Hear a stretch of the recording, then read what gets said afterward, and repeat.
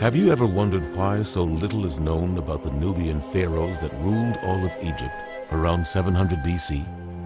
Is this merely coincidence? Was there a lack of accomplishment, importance, or significance surrounding their reign? Or is this absence of information contrived, premeditated, or purposeful? Is history being ignored or whitewashed? If so, why and by whom? Is there a religious connection? Is there a racial consideration? Or is it both? Where are we in the religious discourse pertaining to these rumors? Is it not significant that of the 4 pharaohs specifically mentioned by name in the Bible, Taharka, a pharaoh of this dynasty, is one of them? Furthermore, is it not also equally significant that Taharka is mentioned twice by name in the Old Testament and was interacting directly with the Hebrews, 2 Kings 19:9 and Isaiah 37:9? Is the inference of significance pertaining to this dynasty wishful thinking or the desires of uninformed pundits? Absolutely not. Now let us roll back time and turn our attention to circa 700 BC, a historical and holy time, a time when the Bible was being written, as evidenced by the prophecies and teachings of Jonah, Amos, Hosea, Micah, and Isaiah. It was a time when the great Nubian pharaohs of the Egyptian 25th dynasty protected their brethren, the Hebrew people, throughout their 100-plus year reign. A time of brother helping brother. For as the sons of Ham protected the sons of Shem, we find a historical paradigm of connection between the descendants of 2 brothers inextricably linked by God through his covenant with each son of Noah. The actions on the part of the Nubians were ordained by God.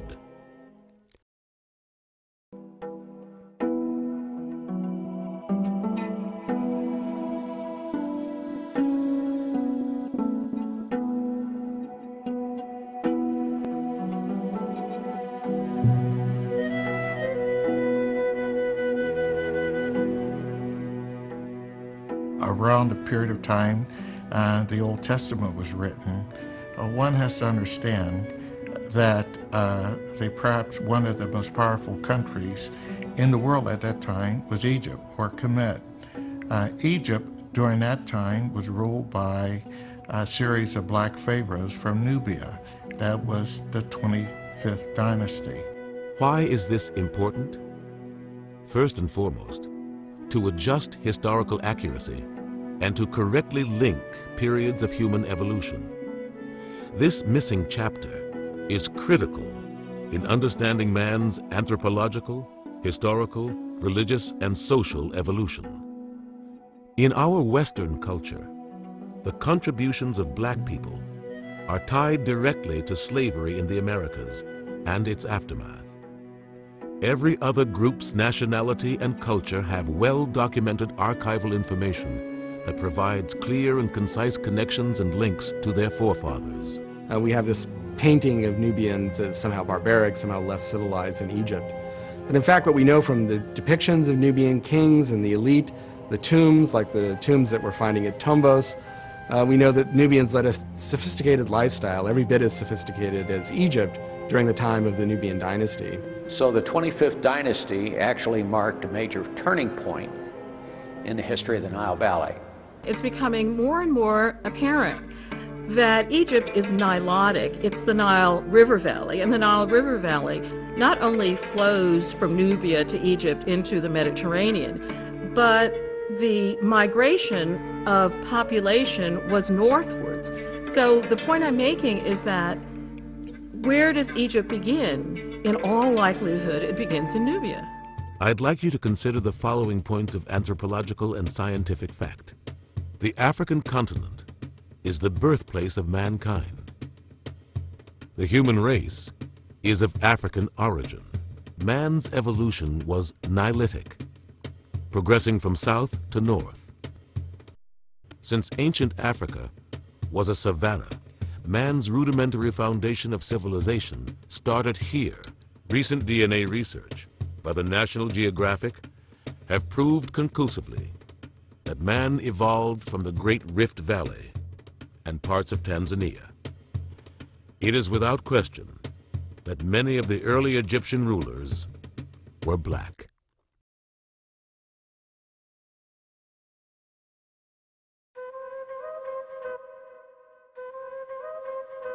My wife and I took a trip to Egypt, and one of the highlights of our trip was to go to the Egyptian Museum in Cairo.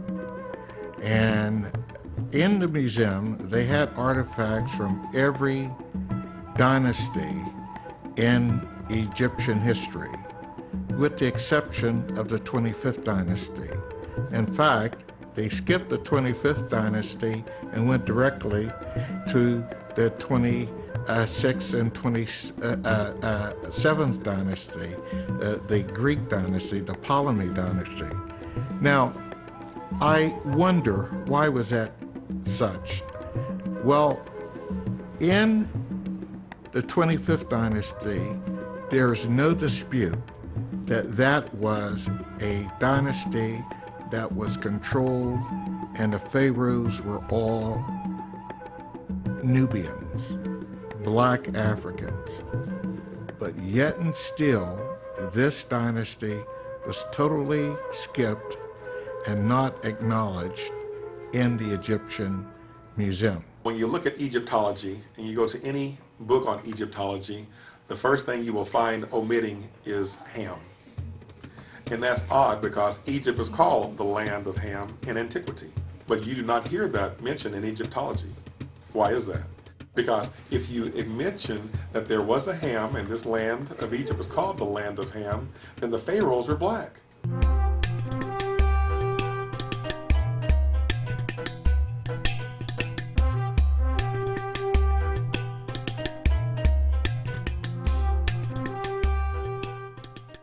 There had been no acknowledgement over the several centuries that persons of color played a very important role, not only in their extensive interaction with the persons in the Hebrew Bible, and were themselves recipients and beneficiaries of God's promise to both Isaac and Ishmael, but also that these persons played a very important role in helping to save Jerusalem from the Assyrians during the time of the 25th dynasty, and these persons during New Testament times played a very important role in the very genesis and development of Christianity. Because it is so difficult to find sufficient information for ancient history, I think historians pay a fair amount of attention to what's in the Bible. And because of that, it's not always so difficult to distinguish the more sort of theological presentation of what Yahweh did as opposed to actual historical events. And so the Bible is quite an amazing history book. It's because the black pastors did not take enough time to study Scripture enough to find the line of Ham in the Bible. When you study the genealogical charts in the Bible from Ham, you can find exactly who was black. From the line of Ham to the line of Cush, Nimrod was the first king in human history, a black man. He's a king. The first queen mentioned in Scripture was the queen of the Ethiopians, the queen of Sheba, the queen of the south. She was a black woman. The first princess in Scripture was the princess that found Moses floating down the African river Nile. She was black. So the Nubians play a very, very important role in biblical history during this time. As kings of Egypt, they formed an alliance with Hezekiah in Jerusalem, the king of Judah, who himself was fighting against the Assyrians and trying to ally with a number of smaller states that were located in the Levant against the threat of the Assyrians. But it is also an aspect of really understanding that Egypt has been a very important part of the history of Israel.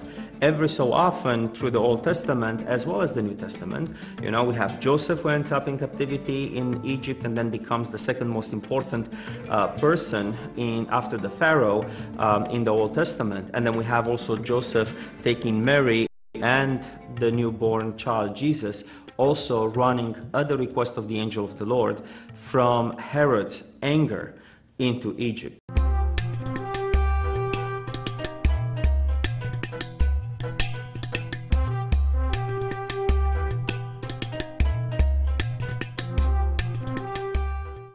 In this generation where the Bibles are being retranslated so that the common man can understand them for better versions, the well-known word of Ethiopian has been replaced and supplanted by the word Cushite.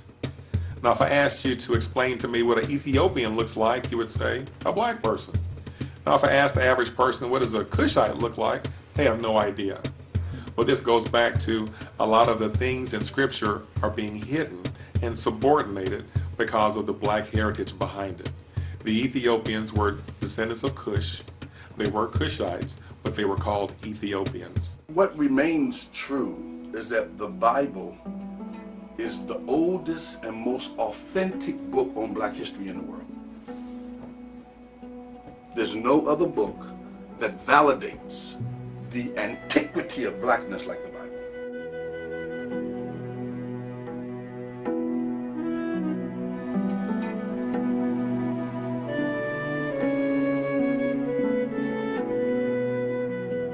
A lot of great men in the Scripture were indeed married to black women. David, Abraham, Moses, and Solomon.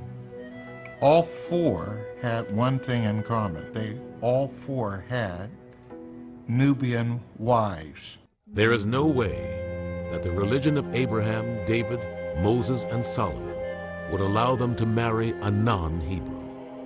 The importance of Nubian wives is a very strong indication of their religious proclivities. It is well known that Abraham was mated with Hagar, and from this union came Ishmael. But also Abraham was married to Keturah, a woman of African descent.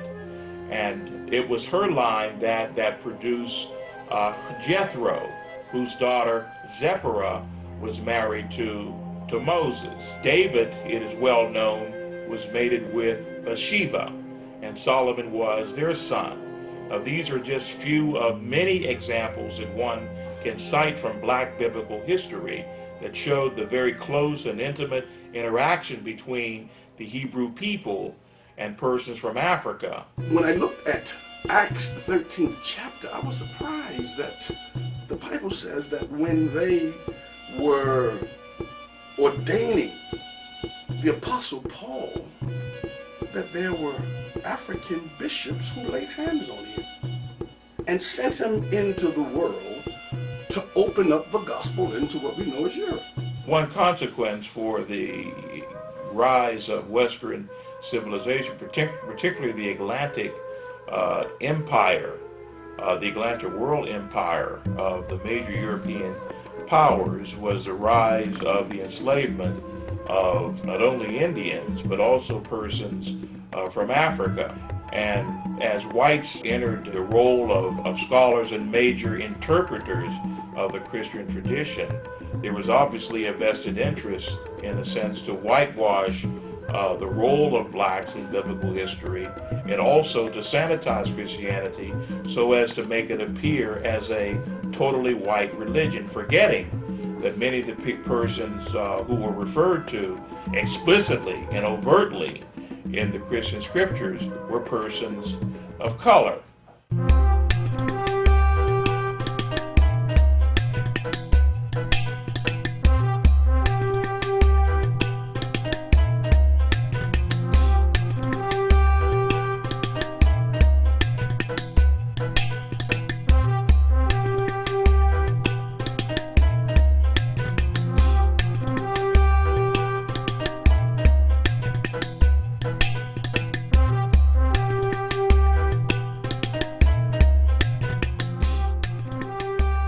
Understand that from the earliest dynastic periods, Nubia was always targeted and a matter of conquest for the Egyptian pharaohs because of its rich natural resources of gold and food from its fertile valleys.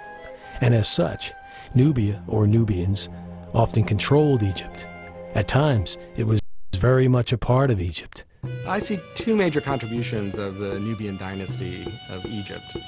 The first is in reunifying Egypt against a threat from competing Libyan dynasts in the Nile Delta, and to face a larger threat from the Assyrian Empire. The second thing that I see that's important about the Nubian dynasty is that they created a new civilization based to some extent on Egypt, but intertwining and blending Egyptian elements with Nubian elements, forging a new culture that lasted for 1,000 years, which is a pretty good run for civilizations in terms of world history.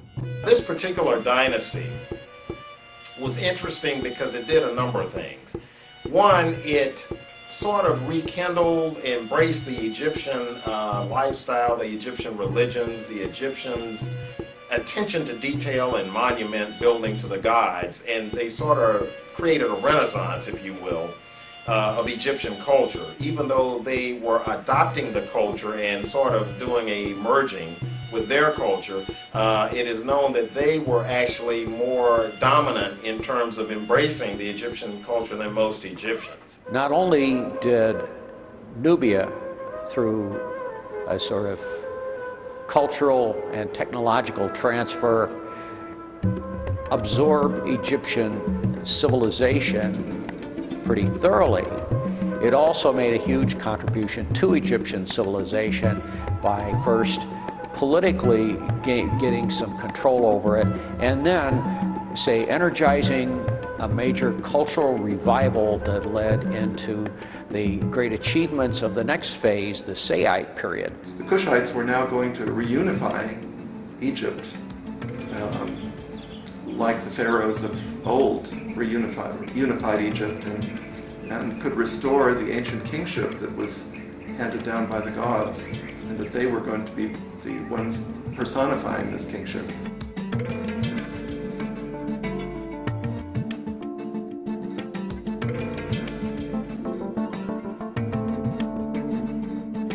And the Libyan anarchy was a scandal. That is, pharaonic culture is not supposed to be split up into all these little things. It's supposed to be united. It's supposed to be strong. That's a religious duty.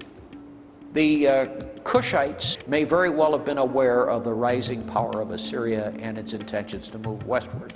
Now, how would they know about that is there were Kushites serving in the Assyrian military. Kushite horse trainers and charioteers. So once they retired, they could easily come home and bring the word to the Kushites that, you know, big trouble's on the horizon. The Nubian dynasty that conquered Egypt in the late 8th century BC can be traced through a series of royal tombs at a place called El Kuru, which is near the fourth cataract of the Nile. And you see these tombs evolving. We don't know the names of the people who are buried there. Nothing has survived, but we can see that this tomb sequence, which probably began about maybe 900 BC, the earliest tombs are tumulus graves. They're round mound graves with pits underneath them where the body was buried. Tomb by tomb, they slowly evolve, or actually I should say they sort of rapidly evolve with Egyptian characteristics. There's a sequence of 14 tombs, and they seem to be husband and wife pairs. The earliest one of these rulers or chiefs that we know by name was a man named Alara.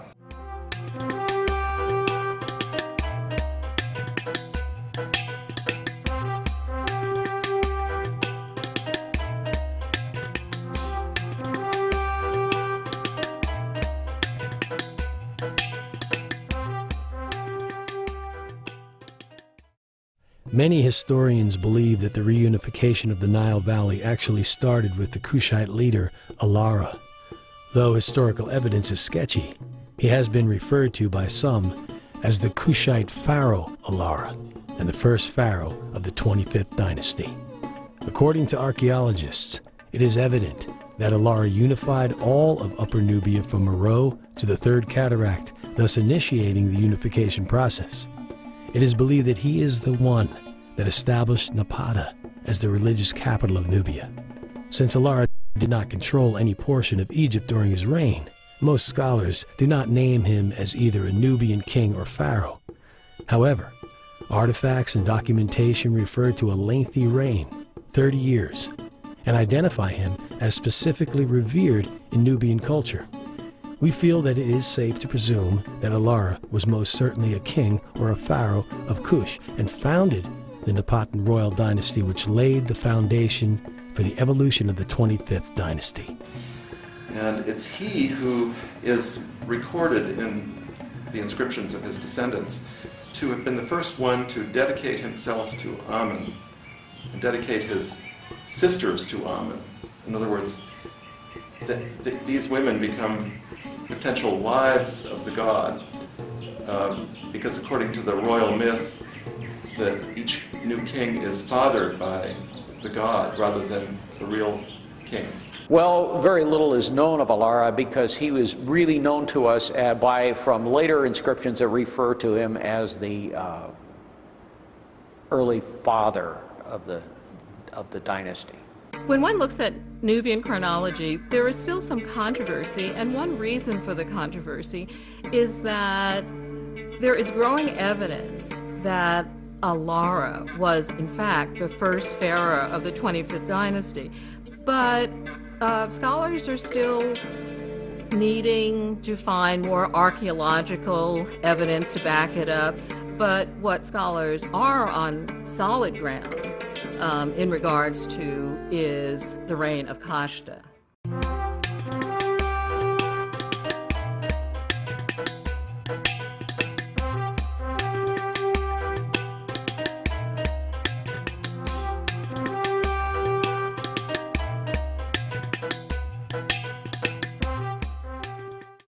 Third Intermediate Period Ancient Egypt, a time of anarchy, a time of disarray, a time of acute turmoil. Some historians believe that the actual reunification of Egypt began with the Kushite king Alara, brother of Kashta, and that upon his death, Kashta assumed control. He extended the Kushite Empire to Aswan, the southern border of Egypt. Archaeologists found a small broken monument near Aswan, there containing his portrait.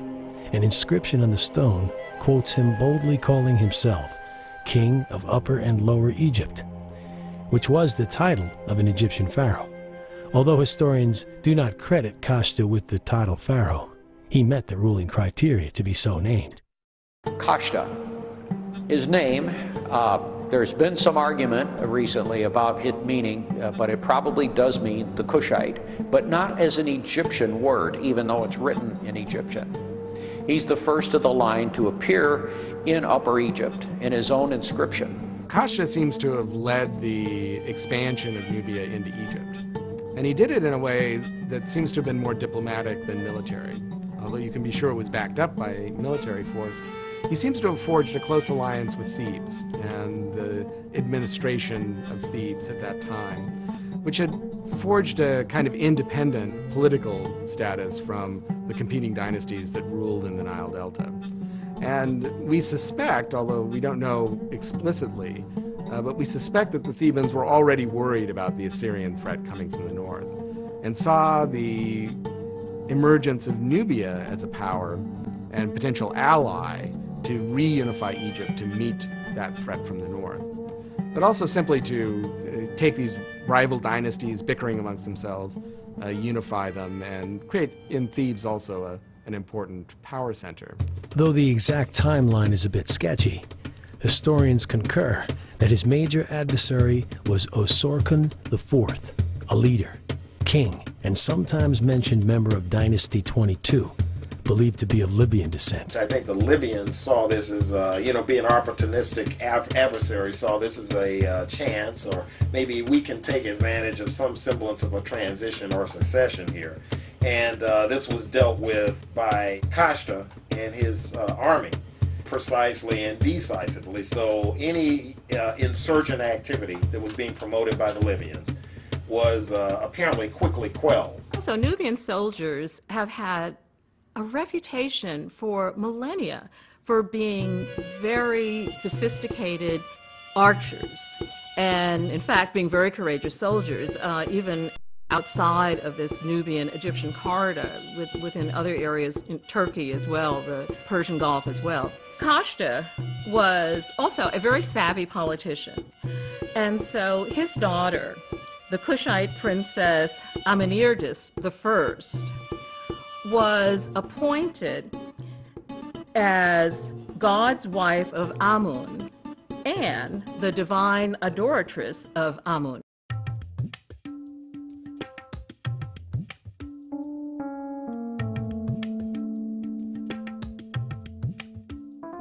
One of the most interesting figures of the 25th dynasty is Amenirtis, who held the title of divine adoratress of Amun at Karnak. This is another interesting feature of the dynasty, is that they raised this particular office, which had been gaining in power earlier as well under the Libyan pharaohs too, but they really raised it to an important level, political level and economic level in society. And it's an important and critical role for a woman to hold. And this is something that is a common feature, especially in later Nubian culture, but also from what we know about the 25th dynasty, is that women held a much more prominent role in politics and influence than they did in Egypt, and are represented much more as equals. And it's interesting to note that Amenirtis' tomb and the tomb of the other adoratresses is rivals in size the tombs of contemporary pharaohs at that time, and attests to the political power of that office. The divine adoratress of Amun is the daughter of the pharaoh, or the successor pharaoh. And so, in truth, what seems like a purely religious role is actually a way of politically signaling who is going to be the successor. The God's wife of Amun did not inherit the office. She adopted her successor. They did not have children. Presumably they were celibate, in other words. And they lived a long time as a result of a lack of exposure to the dangers of life, particularly childbirth. The power of the high priestess is not a role that we would be familiar with within our contemporary society. But think of the role of the Pope, for instance, in terms of the enormity of that individual's power. The particular cult of Amun was extraordinarily wealthy because it had control of large expanses of lands and farms and the taxes from them and so forth. As a consequence, it was the high priestess who made determinations in terms of, are we going to invest in irrigation projects? Are we going to build new temples? So forth and so on. What are we going to do about unemployment? I mean, there were very practical economic issues even at that time. And the high priestess was right in the middle of it. To further the political connection with the Egyptian religion, the pharaoh presents himself the equivalent to a pope. Scholars believe that the word icon is a better translation of a description of God's messenger on earth. This literal interpretation would indicate that because this person is the head of the religion, that unequivocally makes him or her royal. We don't know, we don't have physical details of what she did. In other words, we don't have instructions or edicts or legal documents that she signed or things like that. But she occupied the position where she was the chief person. Amenirtis held the position of God's wife of Amun through the reign of Taharqa. It is important to note that historians believe she was the chief advisor to the pharaohs on all matters, and some equate her position to that of a co-pharaoh. The key thing about Kashta, he's also the father of both Pianki and Shabaka, who were the next succeeding pharaohs.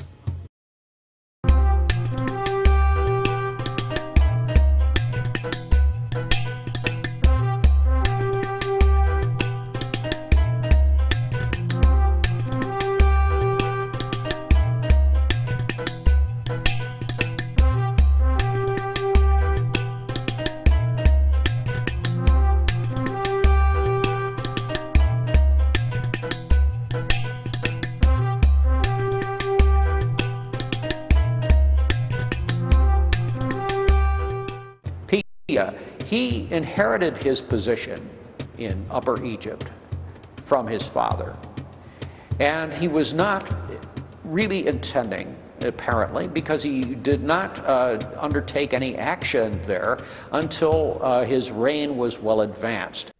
Historians believe it was either from 752 to 721 BC or 747 to 716 BC that Paenque officially founded the 25th dynasty. Paenque consolidated Upper, Middle, and Lower Egypt by way of victory at Heracleopolis after a 5-month siege. His victory included the vital cities of Hermopolis and Memphis. While he ruled and resided in Napata, the capital of Nubia, Paenque allowed the local kings in Lower Egypt to rule at will. Paenque is best known as being a brilliant military strategist.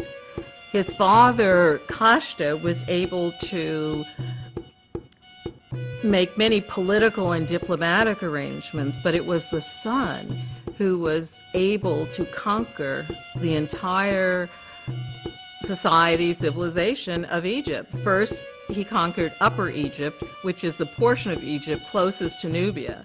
And his armies kept moving further and further north until he had finally encompassed Lower Egypt as well. It was a pharaoh, a black pharaoh in the 25th dynasty, that finally united the northern and southern areas of Egypt and brought a spirit of unity and tore down racial walls. And Egypt became the most powerful nation at the time because of these walls being torn down. He adopted many of the Egyptian mores and customs, and he became a very, very proud Egyptian pharaoh. Where Thutmose III identifies himself as, the strong bull born and arising in Thebes, Paenque, who uses Thutmose's throne name, also calls himself the strong bull arising in Napata. An individual, a Libyan, one of the parts of the Libyan anarchy, started to unite the various forces and kingdoms in the north of Egypt into a single unit and to prepare for an attack on Pia in the south. Pia marshaled all his forces and in a single year completely defeated the forces of the north. They did not attempt to impose a unitary kind of rule on Egypt at that time, but he certainly established complete ascendancy over Egypt. His inscription that records it is one of the finest pieces of historical writing in ancient Egyptian. He says, gods make a king, men make a king, but Amen made me. So in other words, my kingship is superior to everyone else's in that I'm going to be the emperor. And he took his forces to the Delta. And then finally, when he ended up in the Nile Delta, one of my favorite things, in fact, one of the most clever things that I think any Nubian pharaoh did, was when he held court and he took the obeisance of these Libyan dynasts and other petty rulers in the Nile Delta.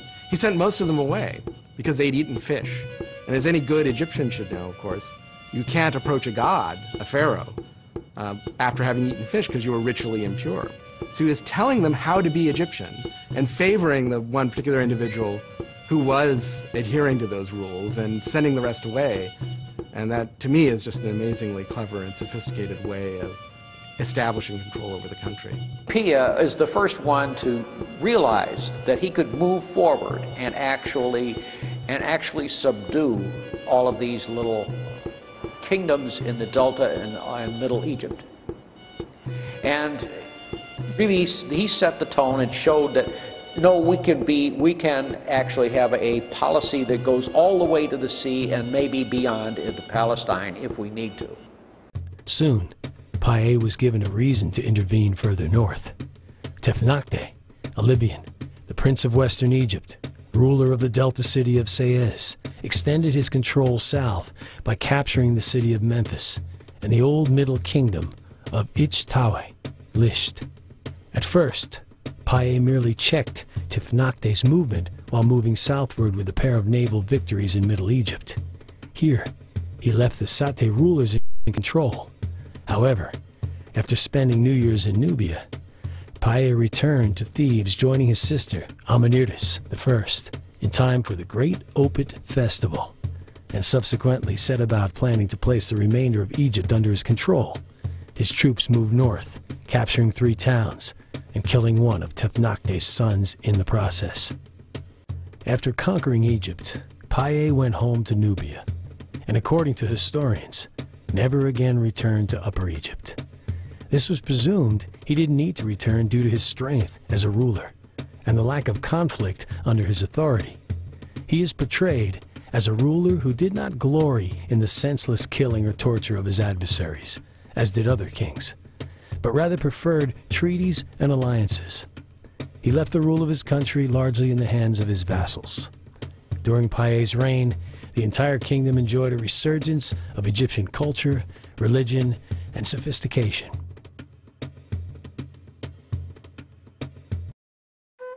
Apparently, when Paye returned south to rule from Nubia, Tefnakhte reasserted his power. His successor was his son, King Bekken-Renef, also called Pacorus, who reigned from the royal palace in Sais. The Pharaoh Shabago dynasty ended Bekken-Renef's reign and attempts to assert Libyan power over Egypt in 715. Bekken-Renef was reportedly buried alive.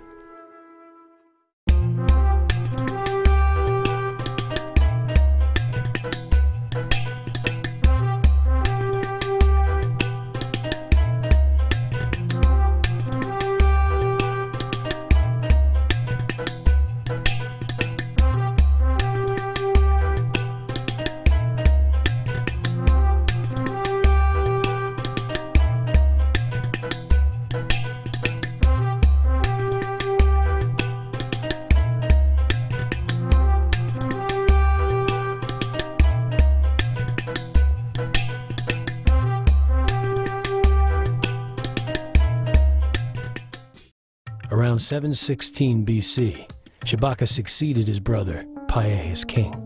The Kushites created a new tradition of regal succession, not from king to king's son, but from king to brother to king's son.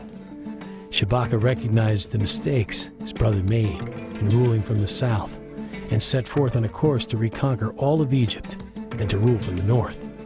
Shabaka was crowned pharaoh of both Egypt and Kush upon the death of his brother Paenki. It is presumed that he was crowned in Napata and that the Egyptian princess of northern Egypt revolted. Let's assume to take advantage of the transition of power. Shabaka reinvaded Egypt, denoted Memphis as the capital, ruled from there, and established diplomatic relations with the Assyrians in Nineveh. Some historians reference that Shabaka ruled from Thebes, and others believe there existed dual capitals. With the ascension of Shabaka, Egyptian and Nubian history became one. Shabaka, his name in itself means beautiful is the soul of Ra. He was a powerful leader, but he was also a very cultural leader. During Shabaka's reign in the 25th dynasty, there was much building, there was much construction that went on.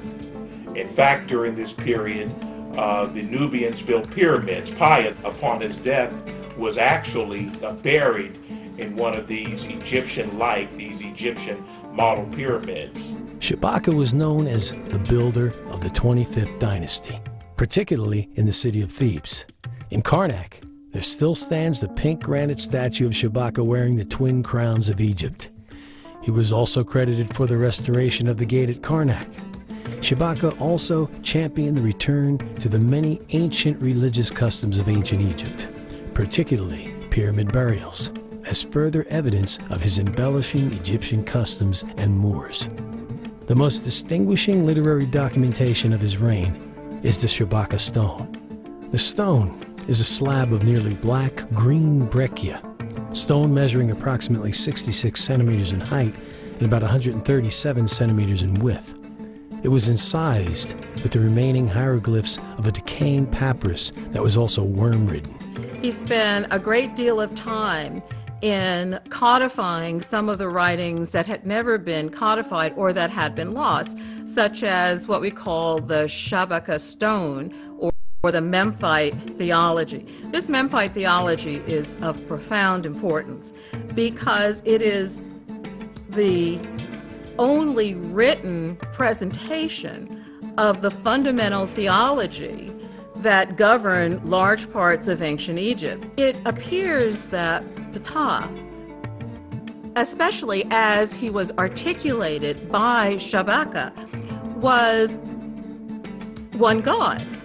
That here we're talking about a monotheistic system, and what is becoming more and more apparent is that the attributes of Ptah are in fact the attributes of the God of Abraham, Isaac, and Jacob. Unlike Payanke, Shabaka did not record his many achievements. Therefore, his activities have largely been recorded through the eyes of others. Question: is Shabaka the soul mentioned in the Old Testaments, ruled from Thebes?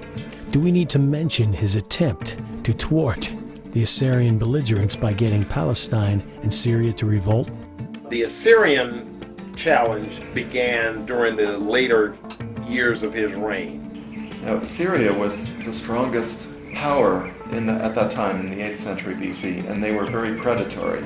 The Assyrians had heavy chariotry, heavy cavalry, and they also had heavy armor, bronze scaled armor, corselets. You see the Assyrian reliefs, the armor is drawn with great detail. Yeah, Shabaka was the main person who faced off initially against the Assyrians. And through a combination of military power and negotiations, he managed to keep the Assyrians at bay.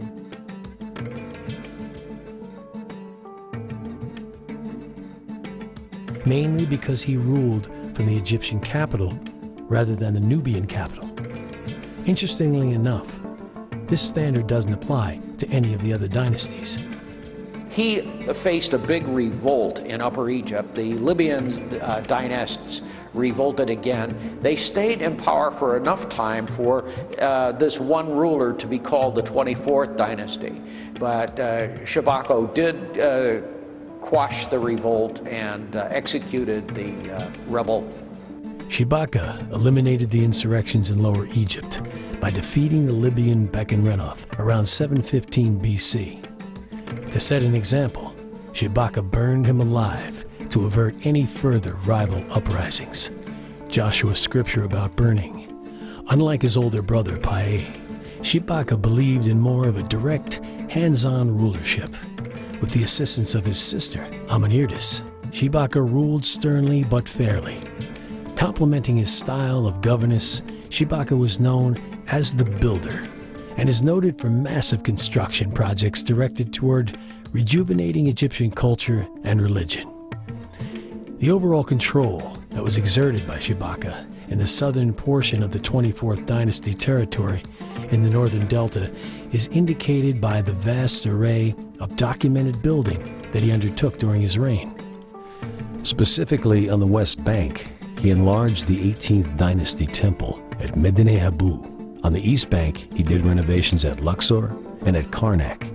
He built a structure called the Treasury of Shabaka between the Ahmenu and the northern enclosure wall of the Aiput Aisut. He's also credited with enlarging the entrance to the Temple of Ptah. The fourth pylon at Karnak has an inscription that recorded his restoration of the gate.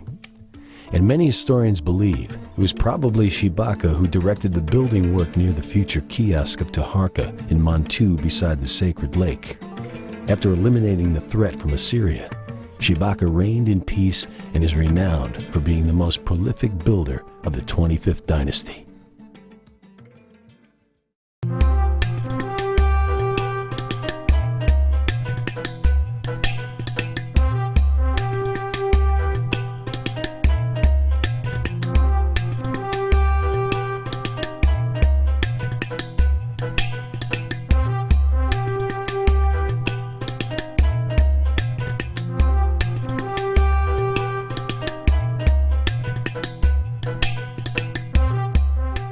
It was Shabitku, apparently, who actually had to fight the Assyrians in their first round of battles. And that was long about 701 BC. there had clearly been an alliance between Hezekiah, Jerusalem, and Shebitko. The king of Jerusalem had cast his lot in with the Egyptians, had put his safety in their hands. And I think the Assyrian messenger arrived at the walls of Jerusalem and said, "Why are you putting your faith in the Egyptians? They're like a broken reed that will, if you rest on a broken reed, it will pierce your hand." At the moment when the Assyrians were besieging and taking Lachish, another town in the kingdom of Judea, the Egyptian army arrived and caught the Assyrians. It wasn't a unified force, they were disconnected. And somehow it was enough to frighten the Assyrians off. And they made some kind of an alliance or a treaty not to attack again. It was kind of a stalemate. The Assyrians were turned back. And even as the Assyrians tried to press into Egypt, they were turned back as well, and put some limits, put some circumscriptions on how far the Assyrian Empire could extend with regard to territory that was claimed both by the Hebrew people and by the Egyptians.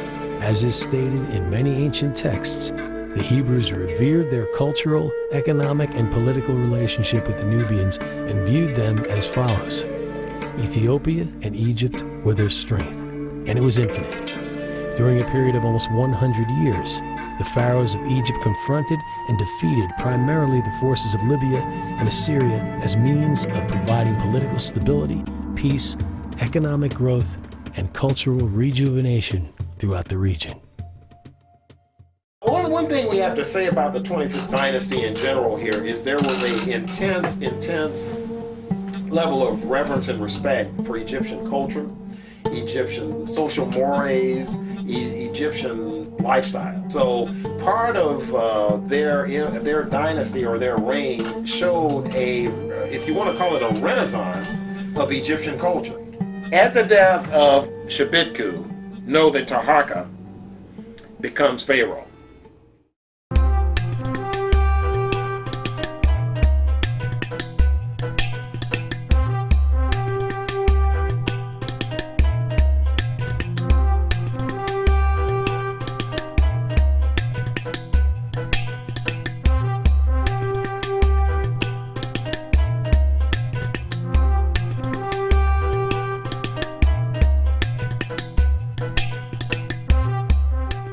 It was during his reign that Egypt's nemesis, Assyria, at last invaded Egypt.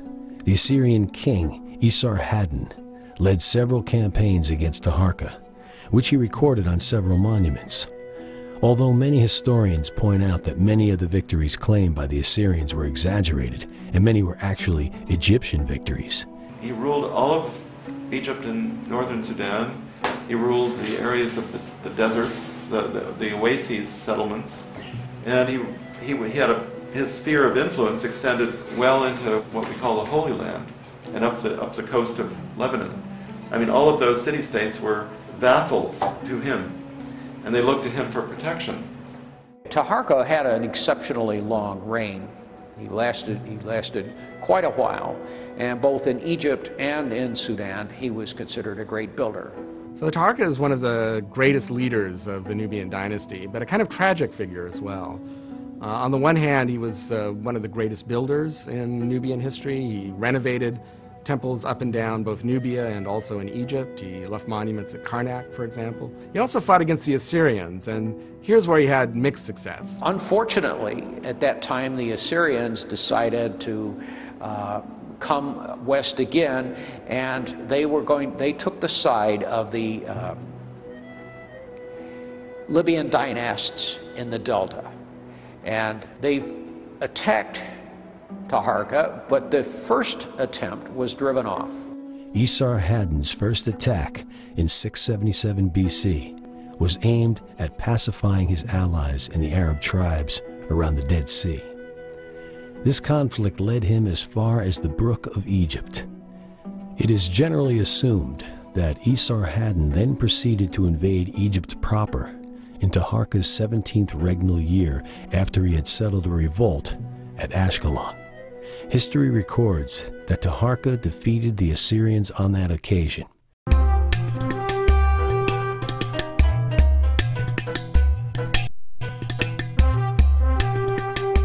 The Pharaoh Taharka had a reputation in many domains because he was also a great military leader. He was apparently a great politician, and he was quite a diplomat. And we see that in terms of Taharka having been called by the Hebrews to help them in their fight against the Syrian invasion of Jerusalem. Well, the pharaohs of the 25th dynasty, my understanding is that they were really an important force because the pharaoh was also the king of Ethiopia at that time. And, you know, that was a lot of military power.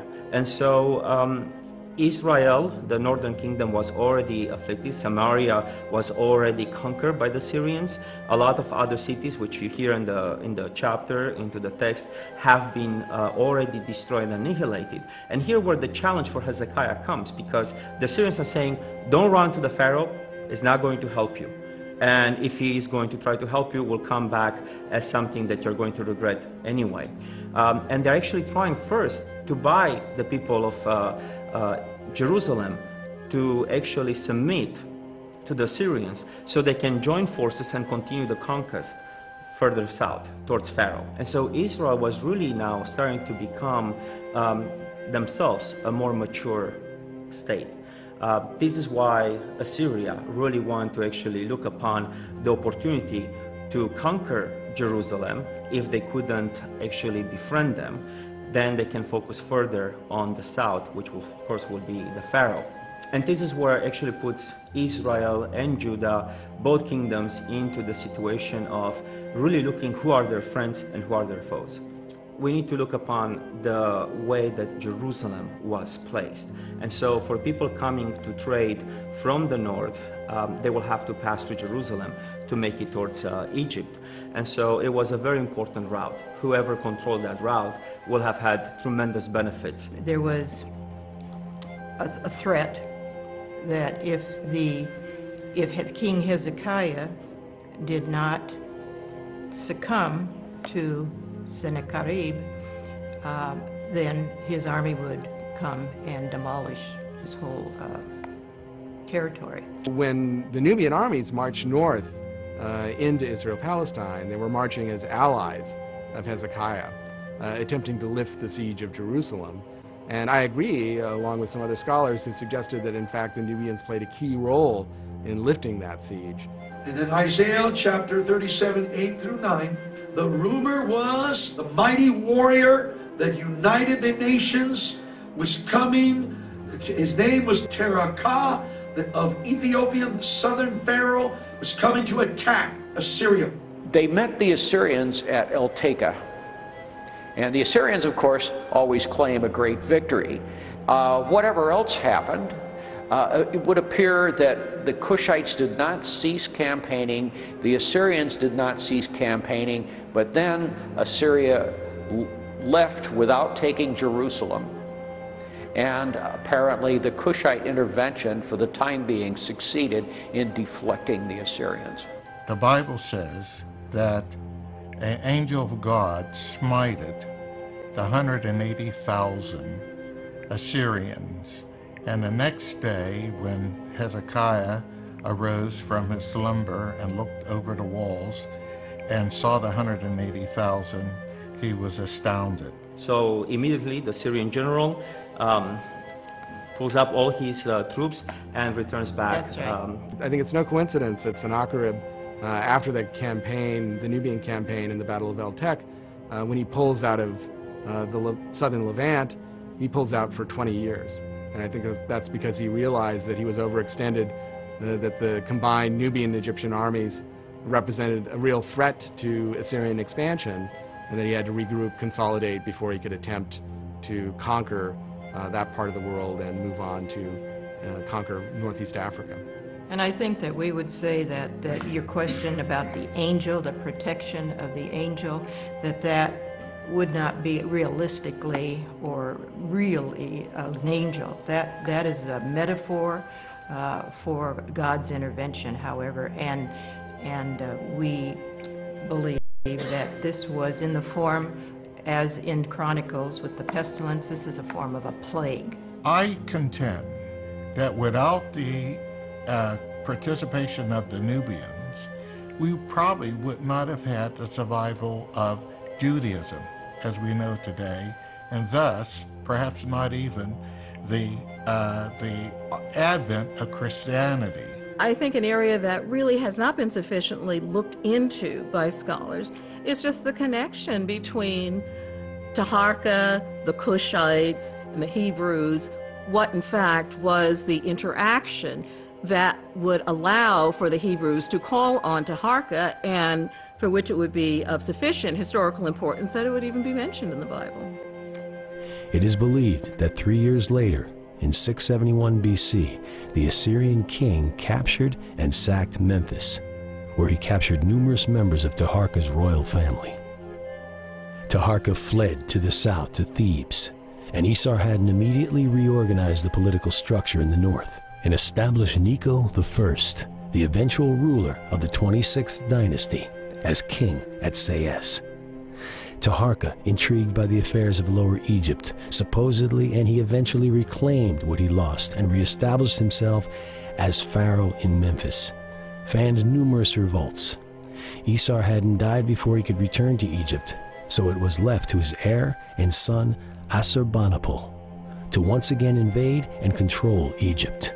3 years later, they came back, and then Taharka was defeated, and some of his family were taken off to Assyria. And Taharka really had to go back to Cush. During one of those defeats, Amenadiris dies. That's the pillar of stability.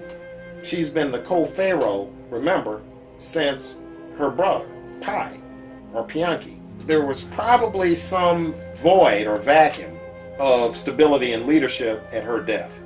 Assurbanipal defeated Taharka, who afterwards fled first to Thebes, then up the Nile into his native homeland, Nubia. Taharka died there in 664 BC and was succeeded by his appointed successor, Tantamani, a son of Shibaka.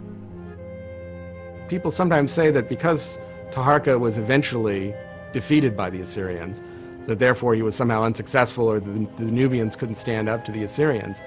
But it's easy to forget that the Assyrians pretty much had their way in the Middle East during this period. They defeated every army they went up against, and usually quite easily. So the fact that Taharka, during his long reign, managed to keep them at bay for most of it, and even push them back on several occasions, is quite an achievement and accomplishment. As the builder, he consolidated this pharaonic culture from basically Meroe in Sudan all the way to the sea, whereas as a single kind of cultural unit. It is believed that Queen Qualhata, depicted on the dream stela, is the mother of Tantamani, who became the last pharaoh of the 25th dynasty.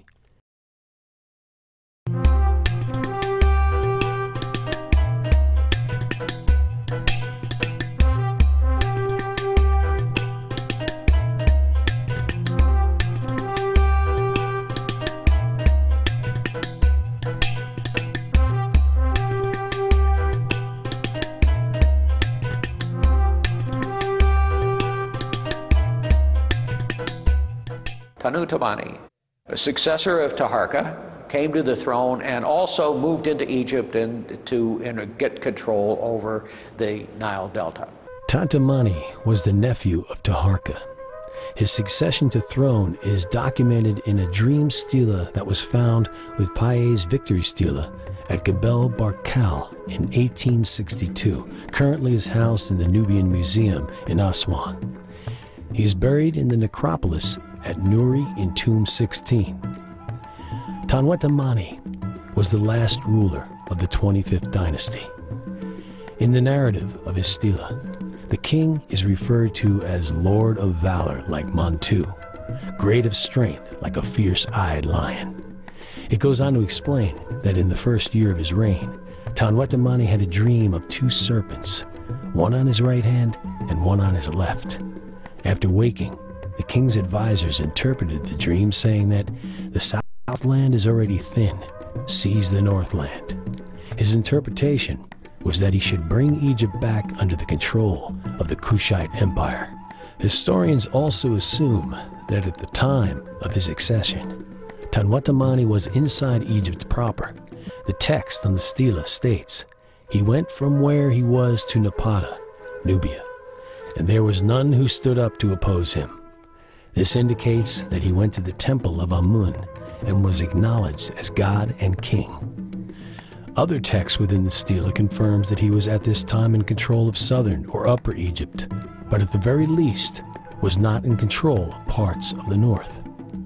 After ascending the throne, he went north from Nubia, first stopping at Elephantine, where he participated in a festival procession of the god Khnum.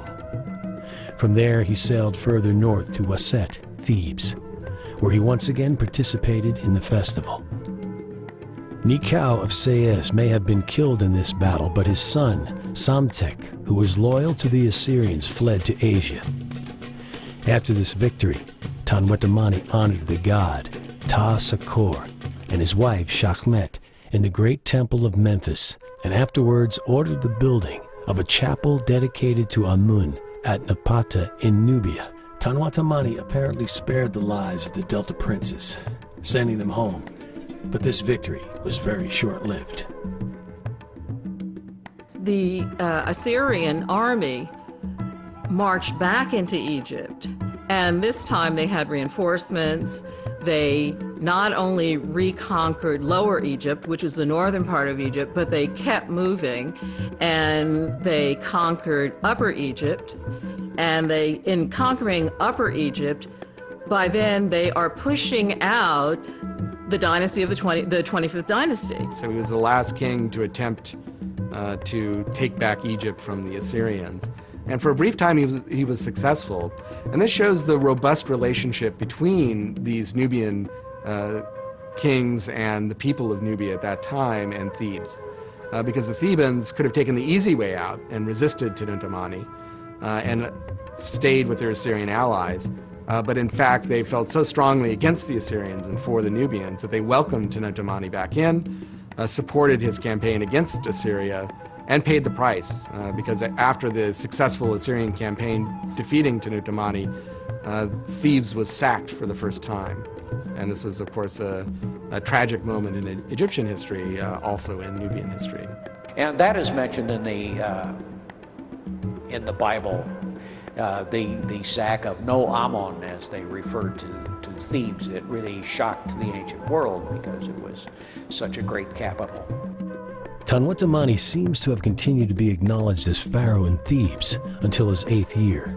There are inscriptions that were discovered at the Luxor that date the installation of priests by his name, which would indicate the Kushites still maintained a large official presence in the city. Paye's daughter, Shepenwepet II, succeeded Amenirtis I as God's wife of Amun, with Taharka's daughter, Amenirtis II, as her designated successor. From the beginning of Tanwata-Mani's reign, his cousin remained the high priest of Amun, and there exists other evidence of Kushites' continued power within the region. The Assyrian reconquest effectively ended Nubian control over Egypt, although Tanwata-Mani's authority was still recognized in Upper Egypt until his 8th year, around 656 BC, when Psamtik I's navy peacefully took control of Thebes and effectively unified all of Egypt. Thereafter, Tanwata-Mani ruled only Nubia. He died in 653 BC and was succeeded by Atlanersa, a son of Taharka.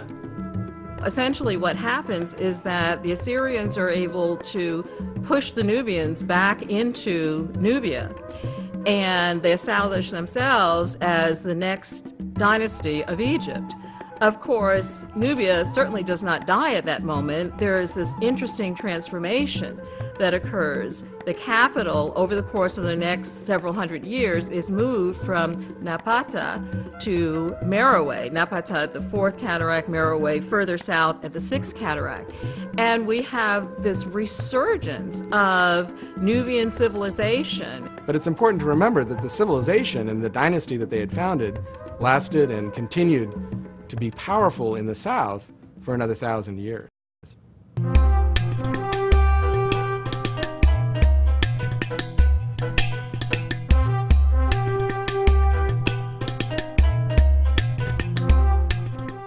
The end of this very important dynasty, this very important era in Egyptian history, is uncertain and largely unknown. But we do know that it was a golden age for Egypt because much building was done under the kings, particularly the 3rd king. There was much renovation to Memphis and to Napata and to Thebes and other cities in Egypt. And there was a great golden age of architectural achievement as well as cultural achievement during this important 25th dynasty of Egypt. It is a turning point for both Egypt and Kush. Kush, before the 25th dynasty, it clearly had gotten itself organized, as Kadimala's inscription shows. But it had not congealed into a Northeast African power or a monumental state. The 25th dynasty caused it to actually consolidate itself as a fully organized state of imperial size. So, and it lasted until about 370 or so AD. So this continued as a imperial sized state for 1,000 years, which is a very, very long time.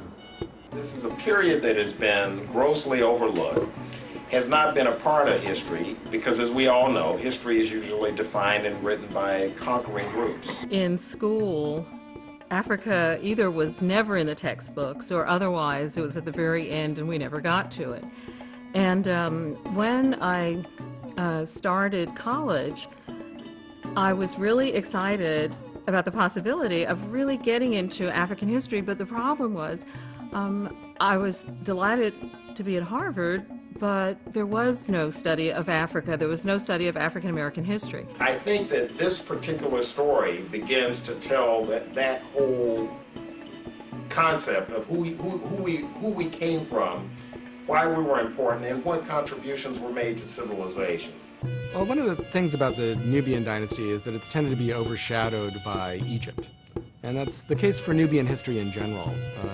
Nubia was first excavated and kind of investigated by Egyptologists. And sadly, because of both colonial attitudes and racist attitudes of the time, they tended to look at Nubia as in the periphery, in the shadow of Egypt, and that attributed any good things that happened in Nubia, any sophisticated things that happened in Nubia, to Egyptians. And that suited their ideas about sort of superior groups of people. At one point, they even tried to say that the Egyptians were from northern parts and not even African at all.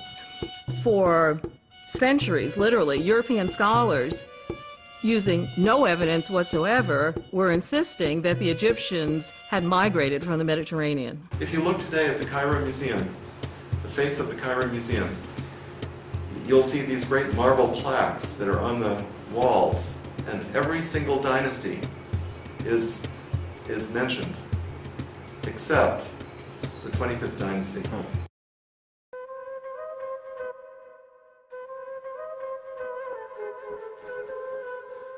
You see, well, political science teaches us in college that no one records the successes of their enemies.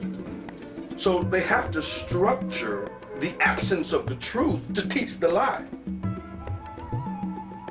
The only way you can teach the lie is to remove the truth. I personally believe that through history there was no justice. What I've understood is that in the Europeans in their voyages and their archaeological research, and also with Germany, especially with Nazi Germany exploring Egypt, for going to going into the tombs or going looking for mystical powers in their research then at that time.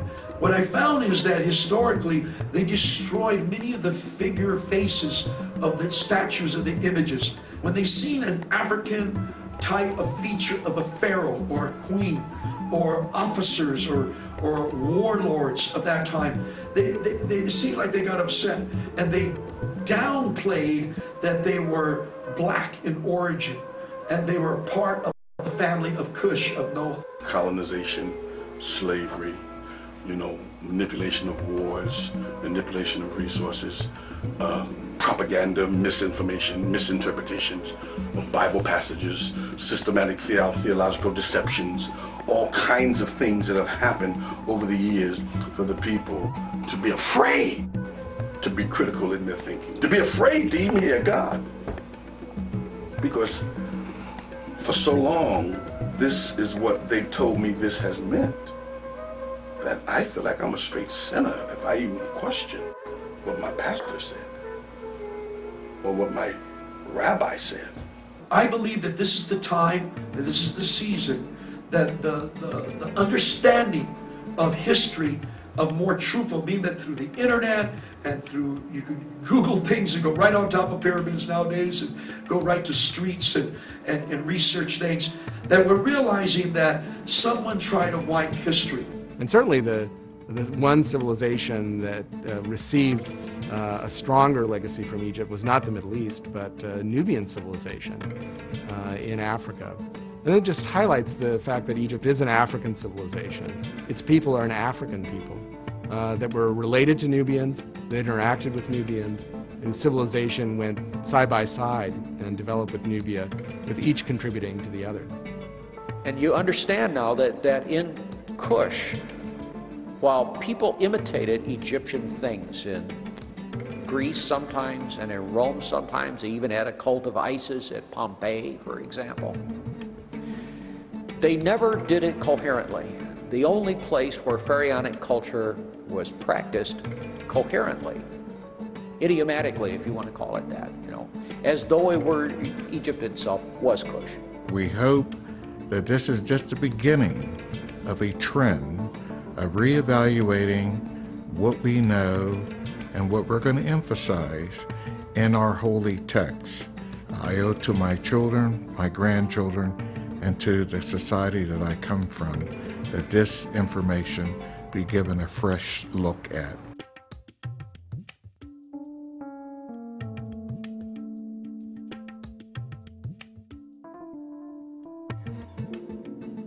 To me, this is such a rich area for serious research because part of the story is not being told. And I think it's the work of historians and others to try to go back and fill it in so that we have an honest story of what actually happened. And not knowing this history, to me, is actually a form of malnourishment that all people have. All of us are suffering from a lack of understanding and a lack of knowledge as to who we are and how we developed and evolved. So I feel that for young people, this is a great time and it's a great opportunity to not just understand these things in the context of civilization, but also to understand them from a more holistic standpoint, where that spiritual side is being nourished also. To show that totally diffusing stereotypes of the African continent and African nations, but embellishing on the fact that back in, what did we say, 760 BC, there were benevolent leaders. There weren't just warriors that were running around slaughtering, maiming, raping, and pillaging, but people that were actually ruling over sophisticated societies. The mixability of these two cultures, which is fundamental to the fact that the 25th dynasty arrived on the scene, is something that needs to be pursued more both in Egyptian studies and in Nubian studies.